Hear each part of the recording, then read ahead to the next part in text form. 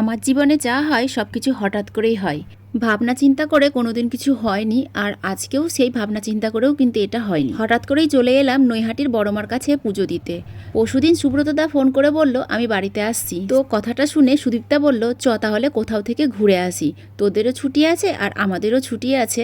তো কোথায় যাব? শেষেমেশে আমরা প্ল্যান করলাম বড়মার কাছে যাব। পরশুদিন দুজনে মিলে স্কুলে দাঁড়িয়ে দাঁড়িয়ে প্ল্যান করলাম, তার সঙ্গে আমাদের সঙ্গ দিল বুলটিও। তারপরে চলে এলাম এই যে আজকে আমরা পুজো দিতে। তাই আজকে সকাল 4টের সময় ঘুম থেকে উঠেছি, তারপরে স্নান করে 5:30 ট্রেন ধরে চলে এলাম নৈহাটিতে।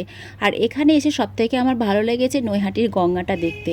আমাদের গঙ্গার তুলনায় অনেকটাই বড়, প্রায় 3 গুণ বলতে পারো। আর এখানে মিডিলে একটা দেখতে পাচ্ছ দ্বীপ করা আছে, মানে দ্বীপটা হয়ে গেছে, কেউ তো আর করেনি। তো গঙ্গাটা দেখতে আমার খুবই ভালো লেগেছে। আর বিশেষ করে এই যে গঙ্গার ঢেউটা দেখে কেউ বলবে না এটা গঙ্গার ঢেউ, সবাই মনে করবে যেন এটা সমুদ্র।